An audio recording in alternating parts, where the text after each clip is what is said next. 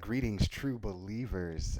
Welcome back. We're going to talk about a few things here today. I'm trying to figure out a format here, still in the, working out the kinks. So, what I'd like to talk about, one of the things, is the Mortal Kombat reboot.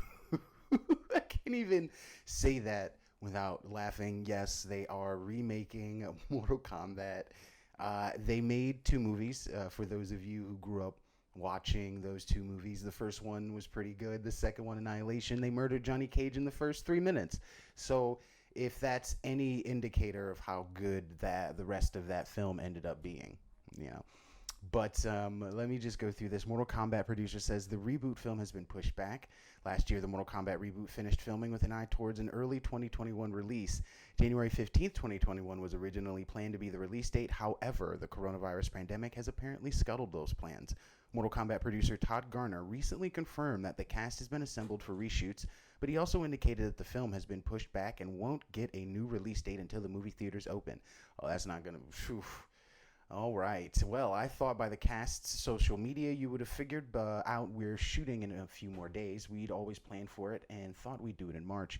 The pandemic had other plans. We won't have a release date for the movie until theaters reopen. Same for the trailer.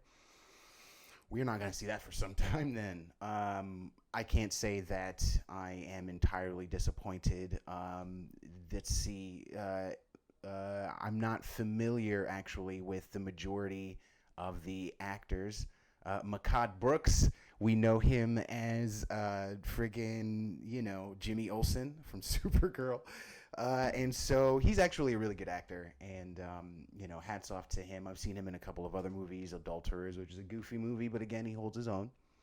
And he'll be playing Jax because there's only one damn black character in the entire cast of Mortal Kombat, from what I recall. That's fine. One's better than none, I suppose. Take it where you can get it. And so yeah, that's not coming. That's like we're not gonna get that anytime soon. However, I was reading about DC comic books. They are having another round of layoffs. As you know, AT&T bought DC Comics, and when they did so, this is how we ended up coming out with the Snyder Cut that we're going to see on HBO Max. Originally, DC Comics and Warner Brothers didn't want Snyder's cut to come out.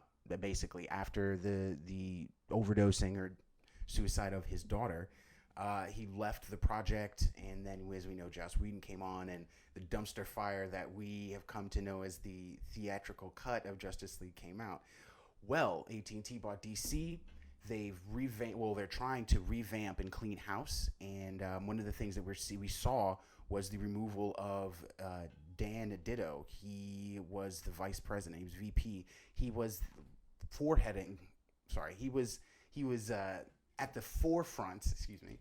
Of what was going to be what was called Gen 5. Gen 5 or 5G was the next generation of superheroes. They basically were aging out all of the older ones, Wonder Woman, Batman, Superman, and bringing in new guys. So now Batman is black. He is Lucius Fox's son, Luke Fox, who we know as Batwing. Superman's son takes up the mantle of Superman. I'm not even sure what they did with Wonder Woman. From what I can recall, they kind of arbitrarily just replaced her with another Wonder Woman. And they're doing this along the line. The problem that a lot of fans have had is that it's the same issue that we're seeing across the board with pop culture, that there is this emphasis on identity rather than character development. However, 5G hasn't launched yet. We don't know. And like Luke Fox has been an established character as Batwing before, so it isn't like they're dredging up someone who doesn't have any development. Like, you know what I mean? That's good. Come on now. But let me go through this. So, a new round of layoffs at DC Comics includes executives with decades of experience in what is being called a bloodbath part 2. Another electric boogaloo of firings has reportedly happened at DC Comics, and we have the names. Good Lord. The big name out of the door is Editor-in-Chief, VP Executive Editor of DC Children's Young Adult, Michelle Wells, after only 4 years. That means she probably oversaw Young Justice, which actually has been really well. Wells was feared on the bubble when her co-EIC Editor-in-Chief Mary Javins was elevated to sole EIC position. Javins' promotion was major news in the trades, and the announcement was taken as a spun narrative distracting from cuts to come. One other is the director of marketing services, Adam Phillips, who's worked there for 26 years. Next is sales manager Stuart Schreck, who has 21 years at DC under his belt, plus running a comic book store in the New York market. I'm wondering if his shop is still open, as we've seen a devastating closure amongst comic book stores, besides the fact that print is dead. And the print that we are seeing from the two major comic companies, DC and Marvel, are lackluster, to say the least. Their sales are just flat across the board. The characters that they are coming out with and the retelling of older characters they're not resonating with readers for whatever reason you may debate with yourself. And it has been a bloodbath for sure. That is definitely the apt term. Also let go is Fletcher Chu Fong, an events director of 18 years whose time in the industry includes stints at Marvel and Wizard. Another name is Sandy Yi, SVP of Global Franchise Management. So, I mean, I don't know these people by name, but the fact that they have been there for decades, is definitely very telling. AT&T is a corporate behemoth. They will not tolerate something that does not create profit. It's about the bottom line for them. And what we've seen over the last decade. So like for some of these people, 9 years, 13 years, they actually have been around for the tenure of the massive decline that we've seen in DC. So that also probably plays a role into their being let go. But AT&T want money. Like they need to see results. And HBO Max and the Justice League Snyder direction seems to be what is not only generating hype, but like guaranteed sales and subscriptions. They need long-term viewers, and readers. Like I said, print is dead. Readers are not gravitating towards the new stuff, and older readers are leaving. So it's just been a massive letdown, really, to fans like myself and fans really of good storytelling, because we don't necessarily want to see layoffs. We don't want to see the entire company demolished. We just want to see them tell better stories. Like to react. There's different ways you can react to fan upheaval. One of them is definitely to just get rid of the people that are causing you losses. Another is to reflect upon what the issue is. It may not necessarily be them being there. It may be them taking this new direction. Is not a direction they should go in, and to probably return to what was profitable. I always come down to this thing where being able to tell a good story shouldn't prohibit being able to tell a good message with said story.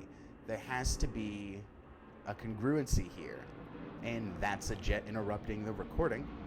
Nice. I'm just gonna let that pass by. And I live near an airport, so you do what you gotta do. But moving along here, we got WandaVision. Finally, we have a teaser trailer for the WandaVision show that's going to kick off the new phase of Marvel. They've had to rearrange everything because of coronavirus. Some films got halted in their production, like Doctor Strange and the Multiverse of Madness, Falcon and the Winter Soldier. WandaVision was pretty much complete by the time everything hit, which is why it got basically set to the forefront. We were supposed to have Falcon and the Winter Soldier, and that was supposed to kick off things and kind of lead us into mutants and the X-Men. They are coming. Like Omega Red's going to be in Falcon and the Winter Soldier, things of that nature. But just a quick blib. Marvel Studios has announced that its first original series for Disney Plus, WandaVision, will debut on the streaming service January 15th. The announcement came in a short 30-second teaser video with Wanda Maximoff and Vision displayed as a happily married sitcom couple. However, the video starts to distort, teasing the mysterious plot of the Marvel series. I'm not going to play this because I'm not sure if it's like a copyright thing or anything, you know what I mean? But that's pretty much all they have to say on that. And I'm really excited, finally, to have them move forward in a cosmic direction. This emphasis on the Avengers and the original cast is getting old. It was getting old. And very much like anything that consolidates, they have their next step up, and we'll have to see them build out this next level of things. I just want them to establish mutants. Once they establish mutants, that really opens the door to to the other half of the sort of terrarium of Marvel characters, the earthly Marvel characters, the X-Men, the Fantastic Four. We're going to see the Ten Rings and Mandarin, the actual Mandarin. So we'll see things like Namor, the Atlantean in the Marvel universe. As we know, Chadwick Boseman is passed, so they're going to have to replace Black Panther. Waiting on news for that. Pretty much there hasn't been any, so we'll see where they go in that direction. I think it would behoove them to use Namor, right? Because Namor was hinted at, and I forgot which Marvel movie. Oh, it was hinted at in Avengers Endgame. We saw on the map there that there was some sort of seismic event underwater and blah blah blah. It was an Easter egg towards Namor, and it just off the top of my head, it's like, all right, well, what if Namor attacks Wakanda and ends up killing T'Challa, and which is why they have to cast a new Black Panther helm, put a helm for a new Black Panther, and that's how you get Shuri. It's the next logical person in the line of lineage.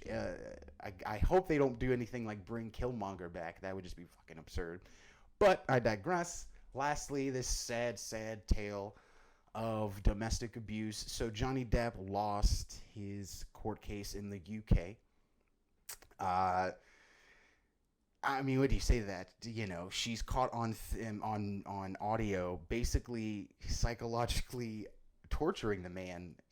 Screaming at him, "No one's gonna believe you. Oh yeah, like they're gonna believe I attacked you. I'm a little girl, and this and that and the third." She leaves poop in his bed. I mean, very vindictive for sure. Obviously, I'm not in their relationship, but that audio was devastating. It's devastating. She just kind of laid out what she was doing, how she was going to continue doing it, and that there's nothing he could do to stop her.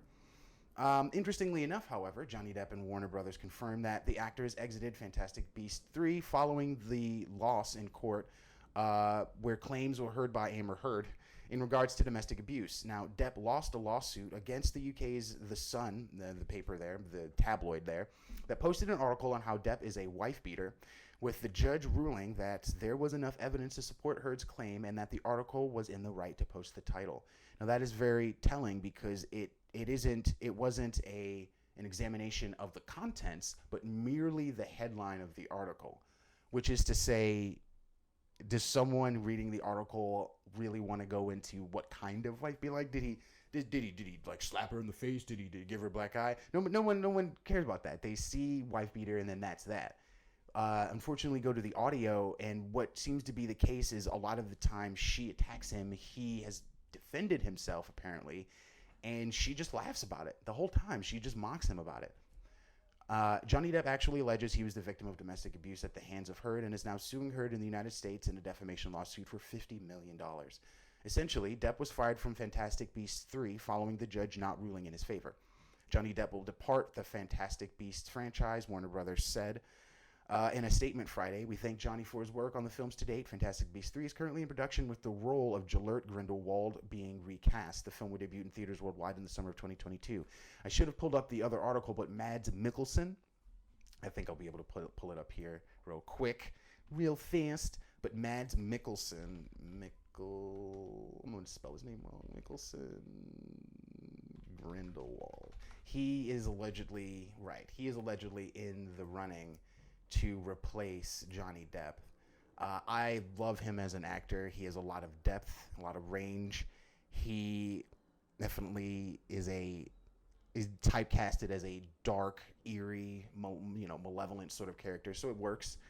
But it's unfortunate that not only Depp lost the case, but lost his role. Like, this woman is costing him his livelihood for sure.